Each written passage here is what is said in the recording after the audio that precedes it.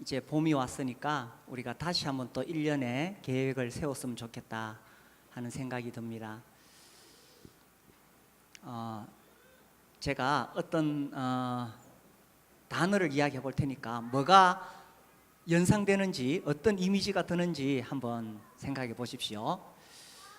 어떤 사람이 의사다, 그 사람 직업이 의사라더라, 누가 의사가 된다더라, 이런 이야기를 들으면 그 사람에 대해서 어떤 이미지가 떠오릅니까?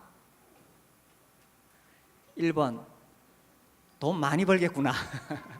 2번, 병을 고치는 사람이겠구나. 어떤 이미지가 떠오릅니까? 오늘날 한국 사회에서는 1번이 많이 떠오르는 것 같아요. 그런데 사실은 2번이 더 맞는 거죠, 그죠? 그러면서 제가 이런 생각을 해봤습니다. 어떤 사람이 예수님을 믿고 구원을 받았다더라. 그러면 어떤 이미지가 떠오릅니까? 1번, 이제 예수님 믿고 구원 받았으니까 천국 가겠구나. 2번, 이제 그 사람 자기는 천국 가니까 다른 사람 천국 가게 하는 사람이 되겠구나. 어떤 이미지입니까? 대체로 우리가 1번을 많이 떠올리죠. 그런데 오늘 제가 2번의 이야기를 좀 하고 싶어요. 우리가 예수님 믿고 구원받으면 천국 가는 것은 당연한 것입니다. 그런데 나만 가는 것이 아니라 정말 내가 예수 믿고 구원받았다면 이제는 천국 가게 하는 사람이 되어야 되겠죠. 그래서 이제 어느 날 우리가 예수님 믿고 구원을 받았으니까 천국에 갔는데 얼마나 좋겠어요. 우리가 주님을 만나고 또 모세도 만나고 엘리야도 만나고 그 천국을 돌아다니면서 정신없이 구경하면서 야, 참 이렇게 좋은 곳이 천국이구나 하면서 즐기고 있는데 저쪽에서 누가 막 뛰어와요. 막 뛰어오더니만 나를 탁 끌어안으면서 아이고 형제님 때문에 내가 이 좋은 천국에 오게 되었습니다. 이러면 참 좋겠죠. 이런 사람 한 사람은 있어야 되겠죠. 어떤 사람이 막 달려와서 나를 탁 껴안으면서 아이고 자매님, 내가 자매님 밥 얻어 먹다가 천국까지 오게 되었어요. 이렇게 되었으면 정말 좋겠죠. 그래서 이제 봄이 왔는데 봄에는 씨를 뿌리잖아요. 그래서 오늘 정말 씨를 뿌리자는 마음으로 제가 이 말씀을 전하고 싶습니다. 그런데 천국 가도록 우리가 전도하는 것이 쉬워요, 어려워요? 아마 어쩌면 우리 중에 아직 한 사람도 전도 못한 분이 있을지 모르겠어요. 전도하는 게 쉽지 않죠. 그래서 참 나는 안 되는가 보다 이렇게 생각할 수도 있어요. 그리고 제 경험상 1999년하고 2000년하고 너무 차이가 나는 것 같아요. 우리 교회가 2000년도에 시작되었거든요. 그전에는 제가 직장생활 하면서 거의 매일 저녁마다 이제 사람들 모여 있으면 복음 전하기 위해서 성경 공부를 인도하러 다녔거든요. 그런데 2000년에 우리 교회가 딱 시작되고 야, 이제 내가 직장을 그만뒀으니까 시간이 많구나 이렇게 생각했는데 2000년 되면서부터는 정말 이 복음을 들을 사람이 연결이 안 되는 거예요. 그래서 야, 이제는 정말 이 3만불 시대 이제는 더 이상 전도하지 못하는 시대가 되었는가? 이런 생각을 할 수도 있습니다. 그런데 놀라운 것은 가정교회에서는 여전히 지금도 전도가 되더라는 겁니다. 우리 이 목자님들에게는 이 가정교회에서 어떻게 전도하는가 하는 그 간증집을 다 한 권씩 드렸는데 각 목장에서 그 돌려보시기 바랍니다. 대구에 가까운 곳에 있는 어느 목장에는 이분이 부부가 시작했어요. 개척 목장 부부가 시작해서 5년 동안에 3개의 목장을 분가시켰어요. 그래서 그 3개의 목장 식구들이 어른이 41명, 어린이가 37명 이렇게 되었대요. 별로 안 놀라시는데 놀랍지 않습니까? 웬만한 교회를 세워도 5년 만에 그만큼 사람 모으기 어렵습니다. 그런데 한 목장에서 어른 41명, 어른이 37명이 모였는 거예요. 이제 3개의 목장으로 분가가 된 거죠. 그래서 정말 예수 믿지 않을 사람, 교회라 그러면 길을 쓰고 반대하는 사람, 이런 사람들도 목장을 통해서 예수님 만나고 심지어 그 사람이 목자가 되더라 하던 것입니다. 그러니까 이 시대는 안 돼. 또 다른 데는 몰라도 대구는 안 돼. 제가 방금 예를 든 곳이 대구였어요. 안 되는 건 아니었다는 것입니다. 그래서 우리가 정말 내 인생에, 내 평생에 천국 가게 하는 사람이 되고 싶으면 이 가정교회 전도 방식을 연구할 필요가 있다는 것입니다.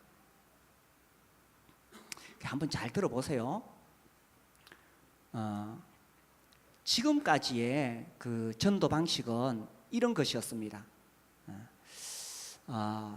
이제 우리 청년 때도 많이 했고, 또 뭐 제가 결혼하고 나서도 초기에 그때는 두류공원이나 또 대학에 가가지고 전도 많이 했어요. 전도지 들고 가서 전도하고 이렇게 했었어요. 그렇게 해서 예수님 믿고 구원받아서 이 자리에 참석한 형제님이 계십니다. 두류공원에서 만난 형제님. 그때는 그렇게 되었어요. 지금도 안 되는 건 아닌데 지금 거의 잘 안 된다는 이야기입니다. 지금은 그런 방식. 그리고 전에는 주로 이 가정에서 성경 공부 모임 많이 했어요. 그래서 제가 직장을 그만두게 된 큰 계기가 사실 그거였어요. 그래서 어떤 형제님이 자기 집에 이렇게 사람들 불러다 모아놓고 복음 전해달라. 그럼 거기서 한 3번, 4번, 5번 성경 공부 하다 보면 예수님 믿는 일이 일어나는 거예요. 근데 지금도 그게 안 되는 건 아닌데 안 되더라는 겁니다. 그리고 옛날에는 교회적으로 복음 집회를 했어요. 그래서 3일 내지 4일 동안 이제 복음을 잘 전하시는 강사님을 모시고 이렇게 복음을 전했어요. 그러면은 그날을 대비해서 우리가 친구들을 어떻게 해서든지 구워 삶아가지고 3일, 4일 동안 듣게 하는 거예요. 그러면 전혀 교회 배경이 없는 사람도 3일, 4일 들으면서 예수님 믿어요. 구원받았어요. 그런 사례가 많이 있었습니다. 그런데 요즘은 그렇게 3일, 4일 동안 나오려고 하지도 않을 뿐더러 나와도 잘 안 믿습니다. 지금 다 그런 분위기예요. 그래서 이게요 2000년 이전 20세기와 21세기의 차이라고 생각해요. 지금 스마트폰 시대인데 스마트폰이 나오기 전만 해도 사람들의 이 세계관이 단순했습니다. 근데 지금은 그렇지 않습니다. 지금은 말로 설득해서 논리로 굴복시켜서 예수 믿게 하는 시대가 아니라는 것입니다. 그런데 우리가 여전히 전통적인 방식을 고집하면 안 되는 건 아닌데 거의 안 됩니다. 그런데 방금 말씀드렸듯이 놀랍게도 가정교회 방식은 지금도 되더라는 겁니다. 그래서 목장에다가 사람들을 초청해서 밥을 먹이고 같이 삶을 나누고 그렇게 하다 보니까 마음이 열리고 그래서 교회 와서 복음을 듣고 예수님 믿고 되더라는 것입니다. 그렇다면 우리가 이 방식을 연구해 볼 필요가 있지 않느냐 하는 거죠. 그런데 가정교회에서 하는 방식이 새로 개발된 것이 아니에요. 이 시대에 와서 현대에 맞게 우리가 좀 해보자 해서 새로 만들어진 것이 아니라 이것이 바로 성경에 나오는 방식이었습니다. 초대교회 방식이었다는 거예요. 초대교회는 지금처럼 이런 예배당 건물이 있는 것이 아니었습니다. 그리고 지금처럼 이런 체계적인 어떤 예배 프로그램이 있었던 것도 아니고 그런데 그냥 가정에서 모였어요. 집에서 모여서 거기서로 밥 먹고 교제했어요. 그러면서 거기 온 사람들이 자연스럽게 예수님을 만나게 되었다는 것입니다. 제가 몇 번 소개해드렸는데 오늘 이제 제가 직접 들고 왔어요. 1세기 교회 예배 이야기라는 아주 얇은 책인데, 이 책은 역사적 자료에 기초한 초대교회 모습. 여기 이제 그 여러 1세기의 여러 자료들을 모아가지고 이분이 1세기의 교회가 어떤 식으로 예배 드렸는가를 설명하고 있어요.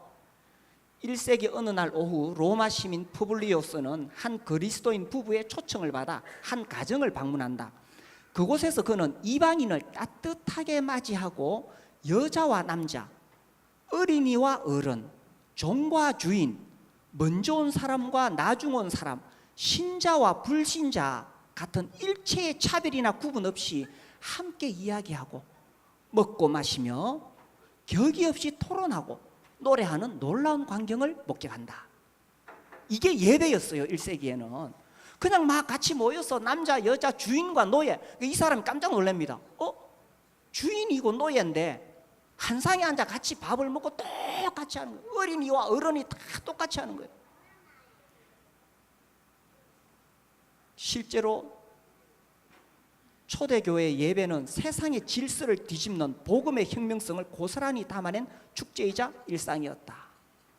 그래서 어떤 특별한 사제, 목사, 특별한 의식 없이 일상의 맥락에서 진행되는 꾸밈없는 예배였다라는 것입니다.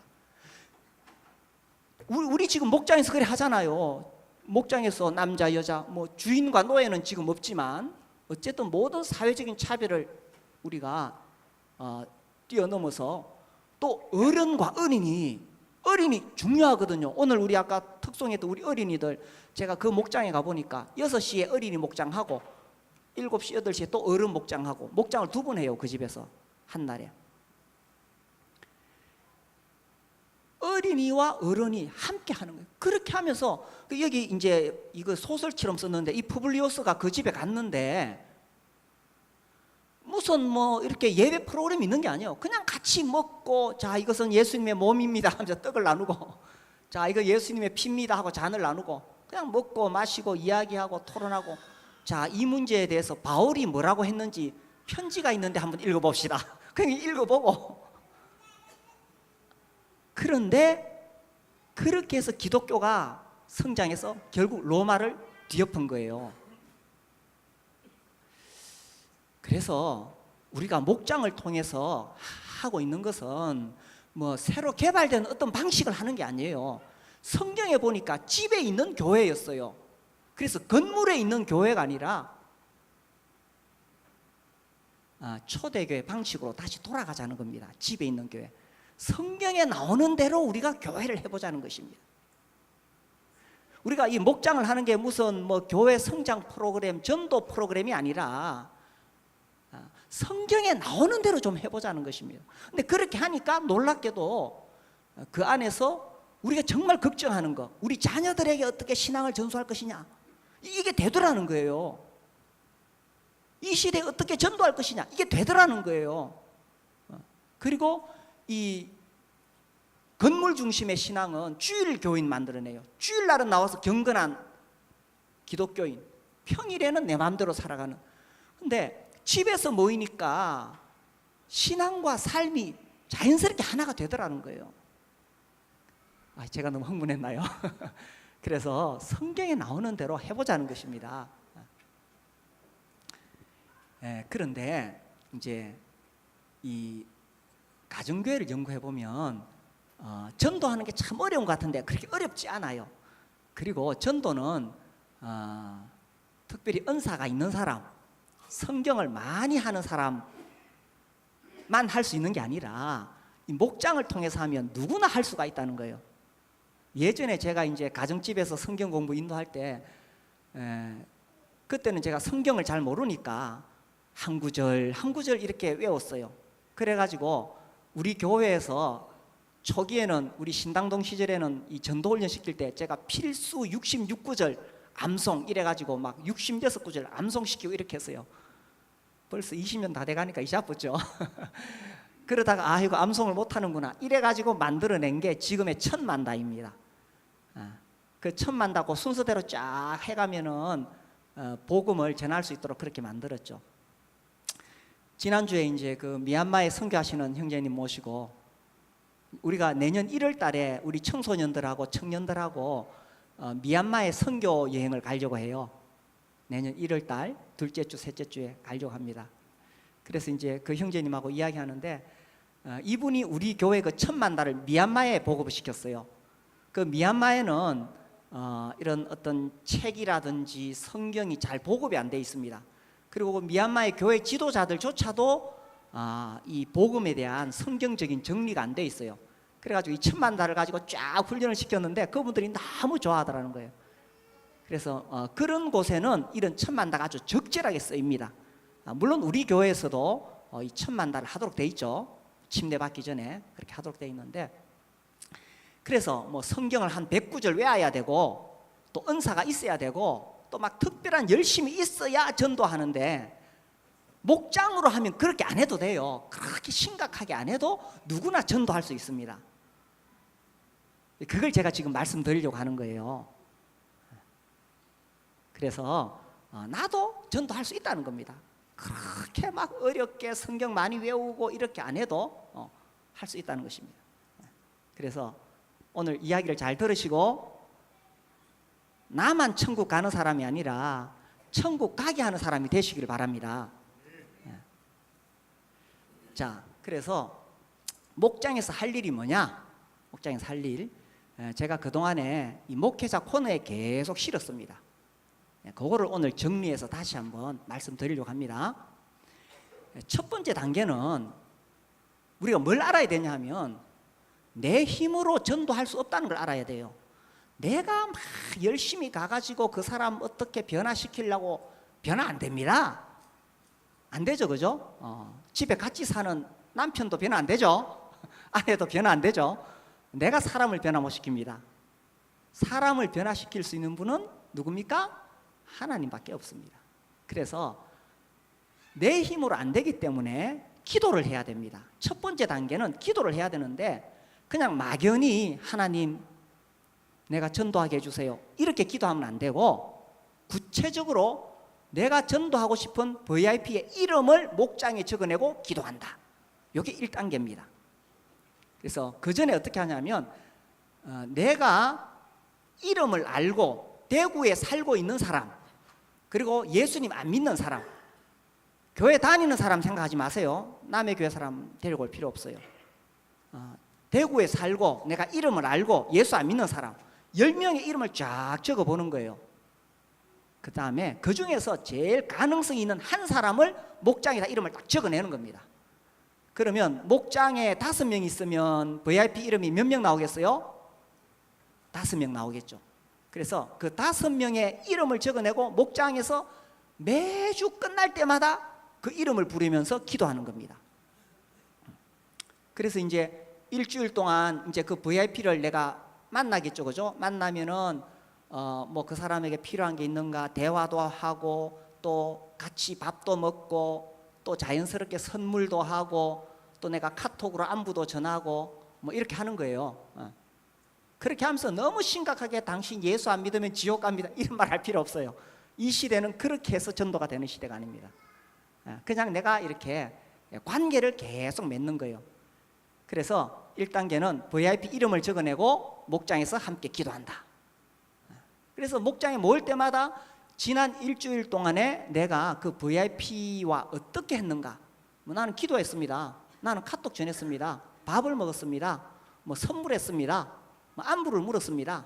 그걸 서로 이제 나누고 그 VIP를 위해서 함께 기도하는 것입니다. 이게 1단계. 뭐 어렵지 않죠? 이 정도 하겠죠, 그죠? 우리 청소년 목자들 오늘 임명식 했는데 이 정도 하겠죠, 그죠?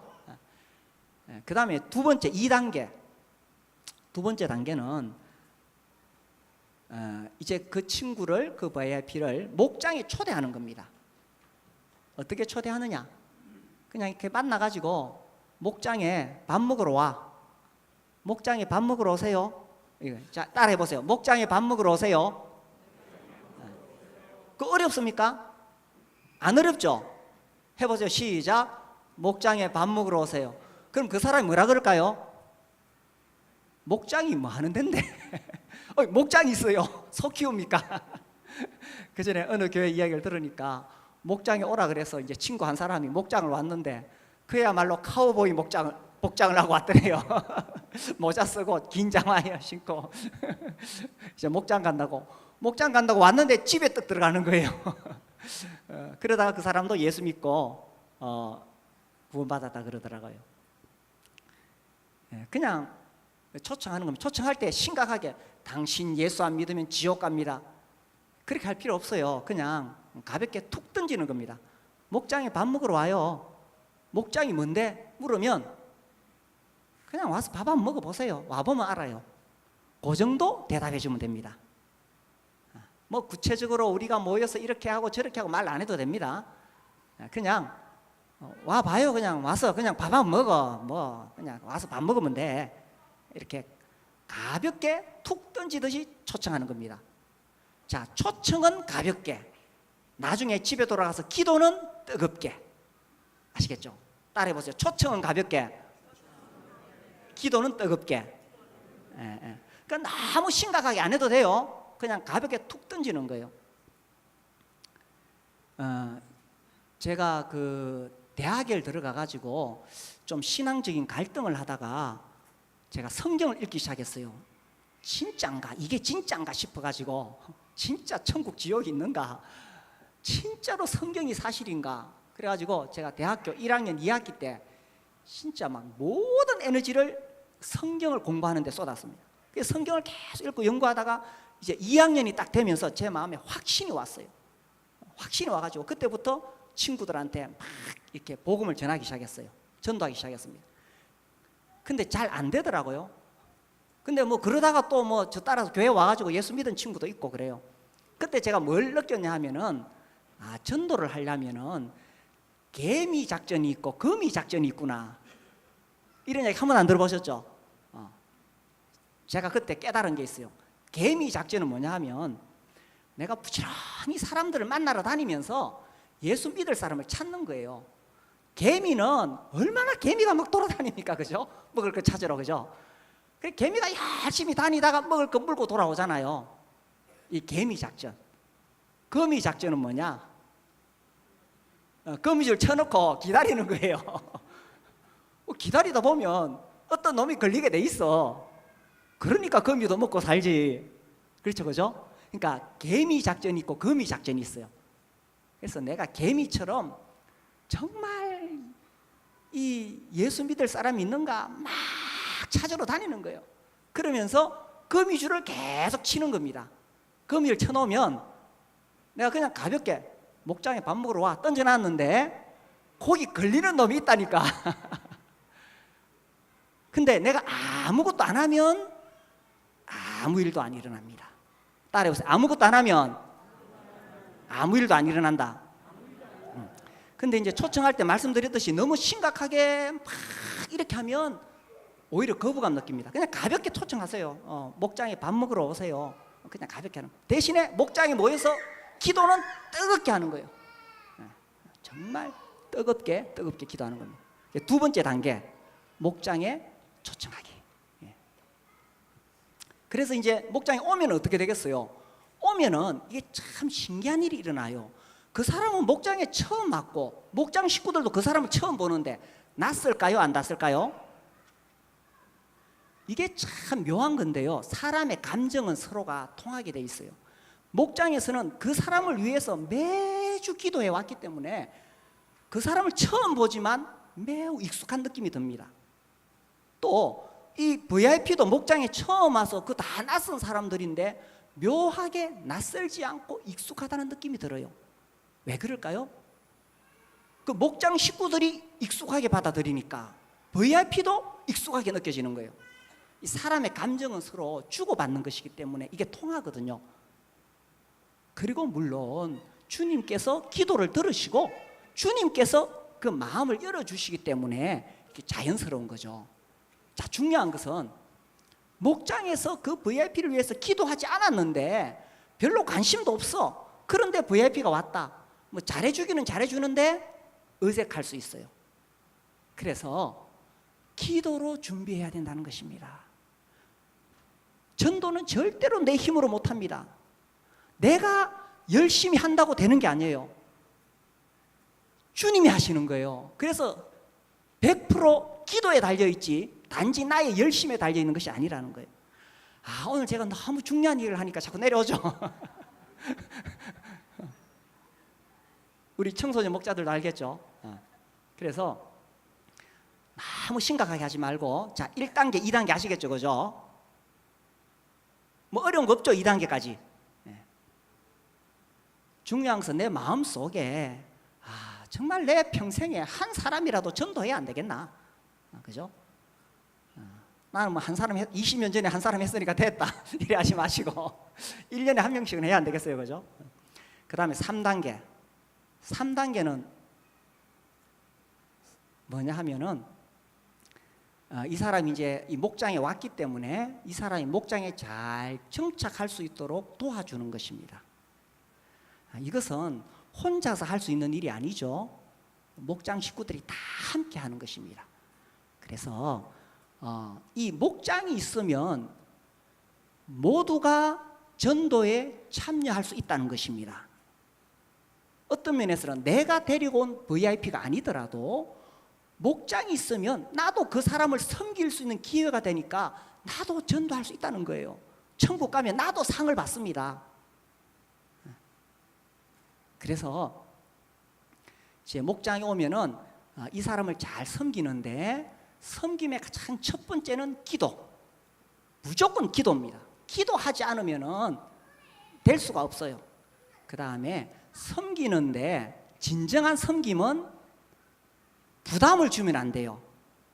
섬김을 받는 사람이 내가 이 사람들의 섬김을 받는구나 하는 것을 느끼지 못하도록 섬겨야 된다는 것입니다. 무슨 말인지 이해되시죠?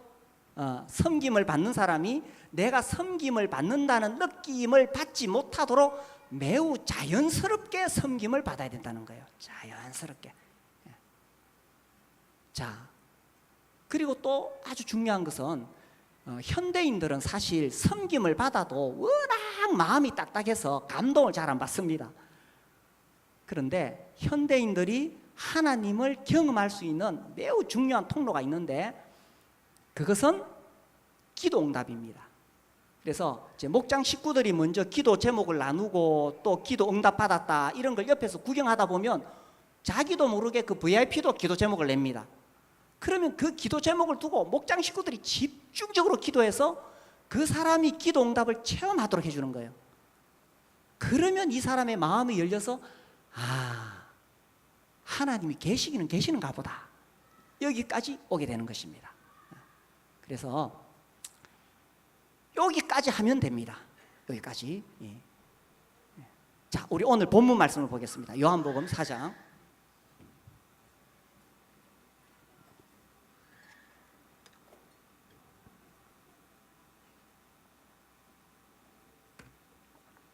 자, 요한복음 4장에 보면 이 사마리아 여인이 예수님을 만나게 되죠.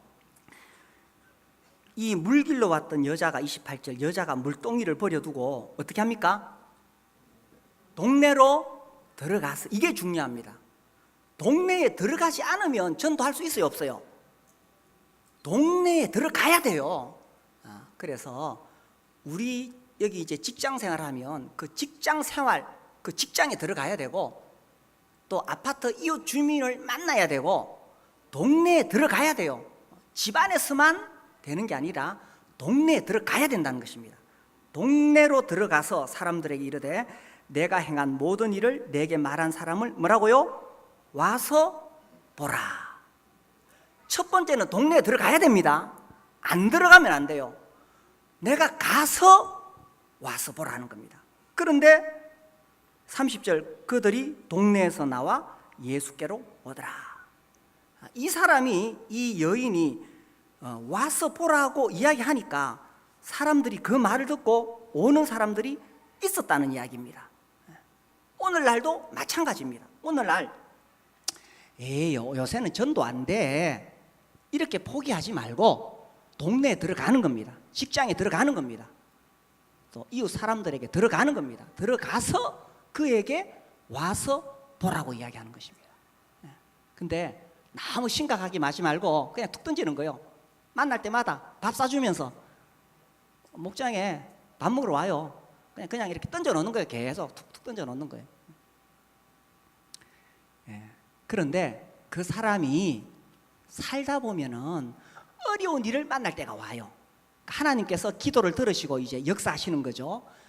그 사람이 살다 보면 뭔가 마음에 막 무겁고 뭔가 찝찝하고 어디 가서 말하고 싶은 그런 때가 와요.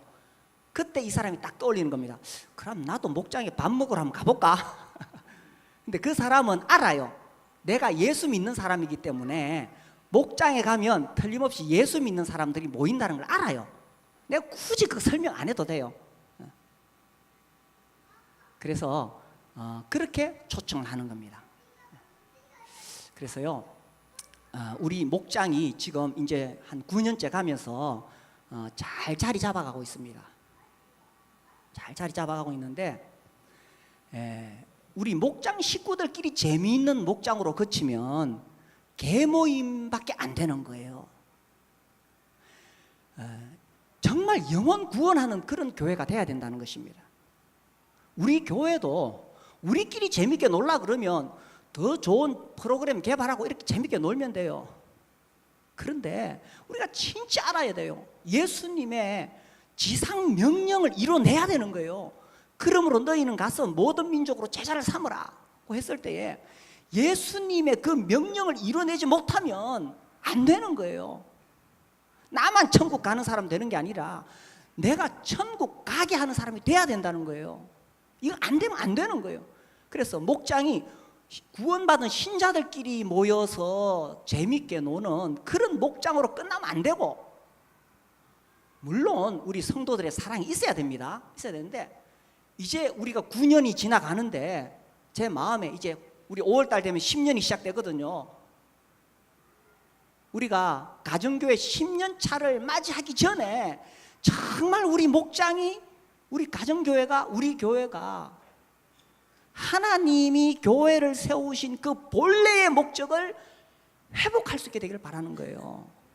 10년 차 시작되기 전에 구원받은 우리끼리 그냥 구원 파티 하다가 끝내는 게 아니라, 나 혼자 천국 가는 게 아니라 천국 가게 하는 사람이 돼야 된다는 거예요.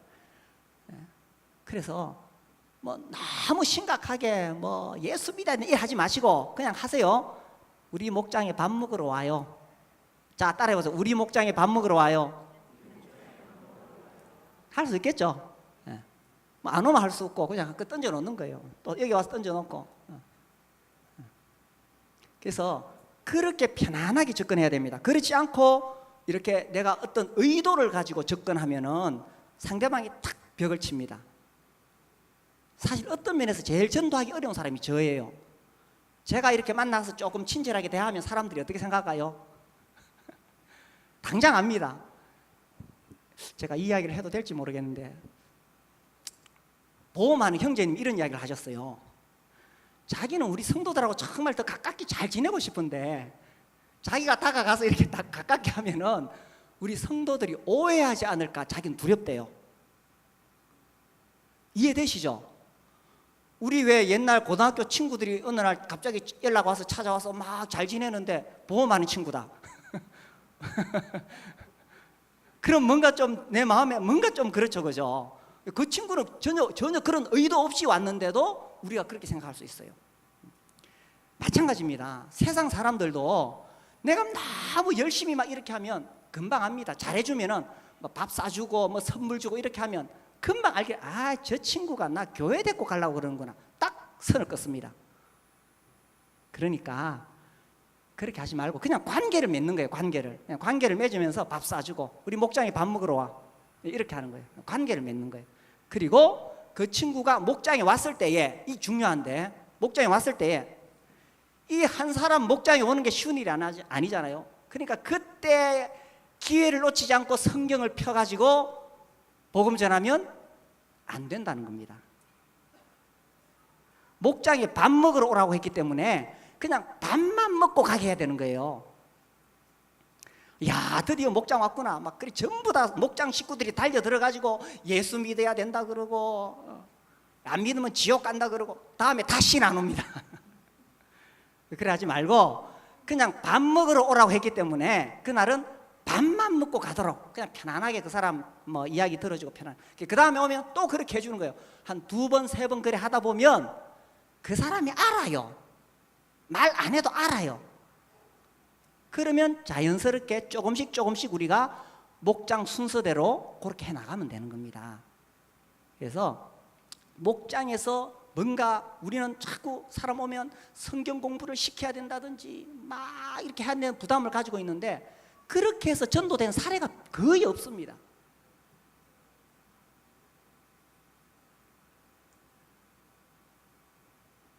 오히려 그냥 목장에서 밥 해먹이고 섬겨주고 기도하고 사랑해주고 이렇게 하니까 사람들이 계속 목장에 불어나기 시작하고 된다는 거예요.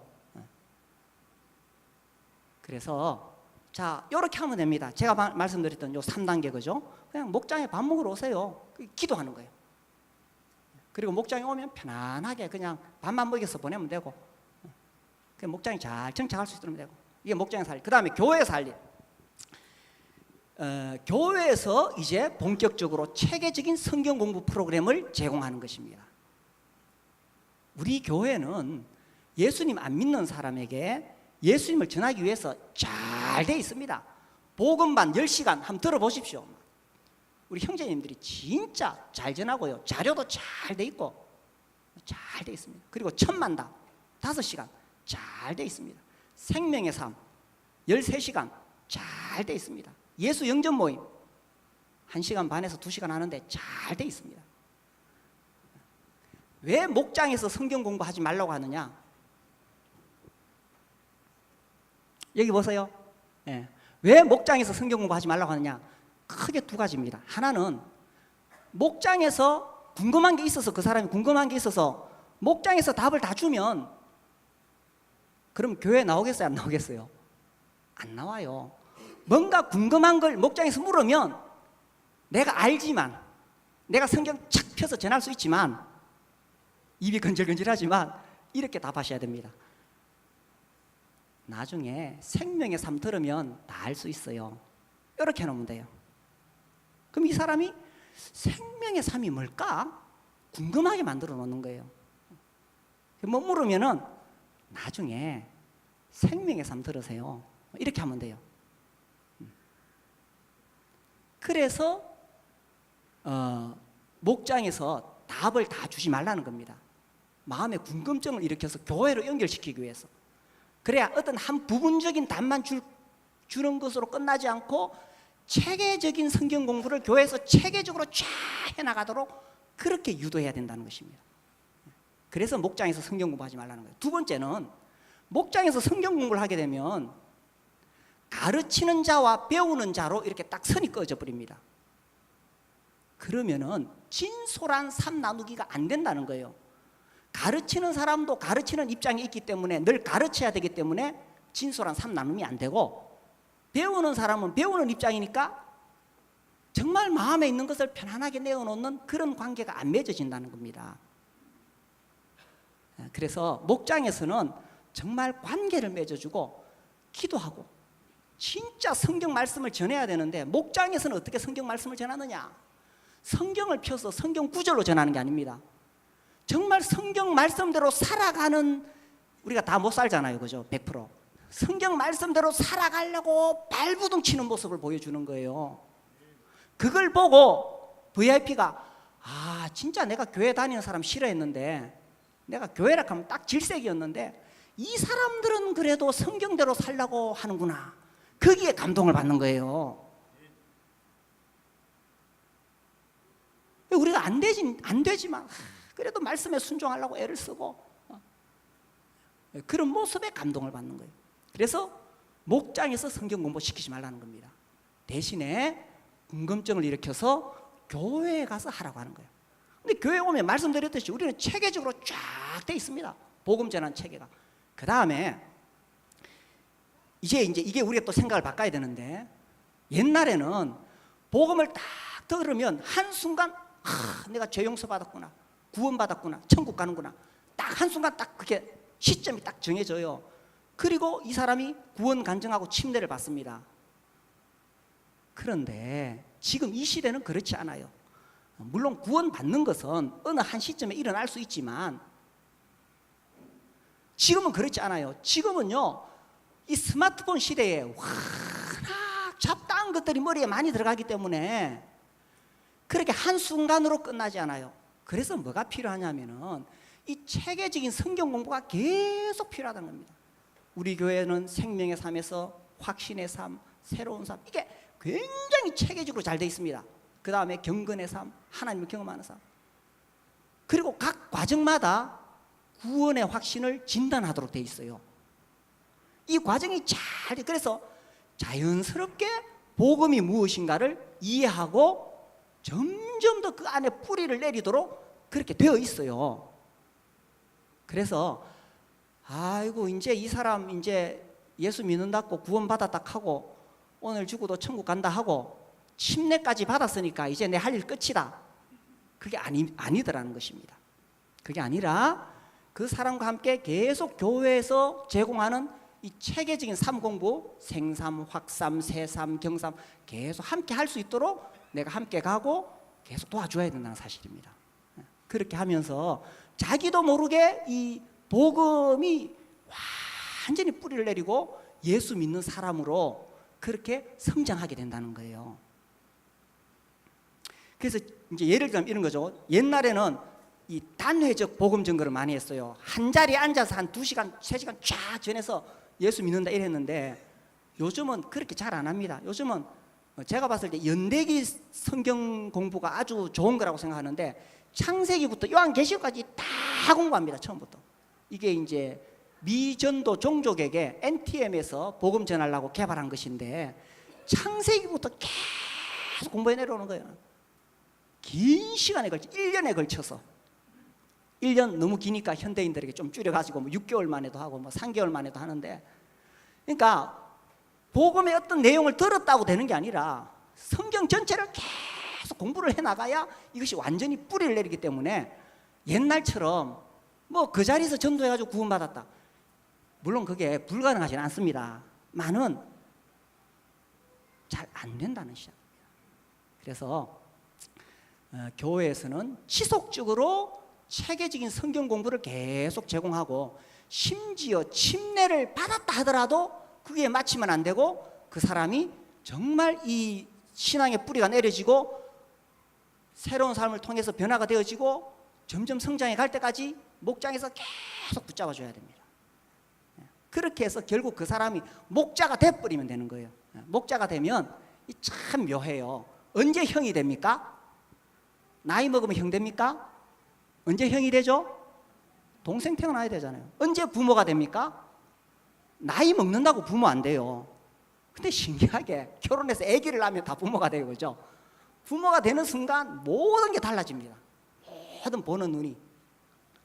그래서 우리가 예수 믿고 이제 천국 간다, 침례 받았다, 여기에 그치면 안 되고 그 사람이 목자가 될 때까지 계속 후원하고 섬겨주는 겁니다.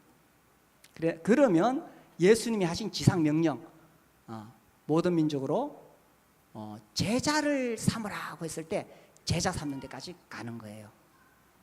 제가 이 가정교회를 만나기 전에는 굉장히 성경에 막연했고 이론적이었고 관념적이었고, 말은 좋아요, 말은 좋은데 그런 것들이 이렇게 하는 것이구나, 이 가정교회를 통해서 쫙 정리가 되는 거예요.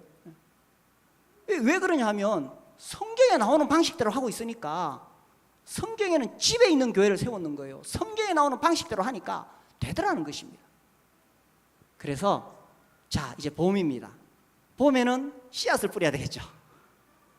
그래서 그냥 툭툭 던지는 겁니다. 목장에 밥 먹으러 와요, 툭툭 던지는 겁니다. 여름에 그 사람이 목장 오면 여름에서 정말 정성으로 섬겨주고 기도하는 겁니다. 이렇게 목장에 오라고 할 때에도 이 사람이 우리 목장에 오면 우리 목장에 도움이 되겠구나, 이런 사람 구하지 마세요. 그래서 구하지 말고 그 사람에게 정말 우리 목장이 도움이 되겠구나, 이 사람 참 사는 게 너무 어렵고 힘드는데 이 사람이 우리 목장에 오면 큰 도움을 받겠구나, 그런 사람을 찾아가라는 것입니다. 그래서 여름에 우리가 잘 섬겨줘서 가을 학기에 생명의 삶에 참여하도록 하는 거예요. 그 다음에 겨울에 침례받도록 하는 거죠. 봄, 여름, 가을, 겨울 1년 프로젝트입니다. 대구의 봄은 매우 짧지요, 그죠? 이 짧은 봄 동안에 씨를 뿌려봅시다. 저를 따라해 보세요. 목장에 밥 먹으러 오세요. 어렵지 않죠? 네. 우리 이렇게 살다가 천국 가서 그 사람이 막 달려와가지고 나를 탁 끌어안으면서 형제님 목장 오라 해가지고 밥 먹다가 내가 천국 가게 오게 되었어요. 이런 사람 있어야 안 되겠어요? 네. 그러면 내가 뒤돌아보고 아이고 내가 세상에 헛되이 살지 않았구나. 우리가 이 땅 떠나는 날 세상에서 내가 자랑하던 거, 내가 어느 학교 나왔다, 학벌이 어떠다, 뭐 통장에 돈이 얼마 들었다, 내 직업이 뭐였다, 아무 소용이 없겠지만 천국에서 그 한 사람 만나면은 아이고 내가 세상에 잘 살다 왔구나 이런 생각이 들 겁니다. 세상에 잘 살다 가시기 바랍니다. 함께 일어나서 기도하겠습니다.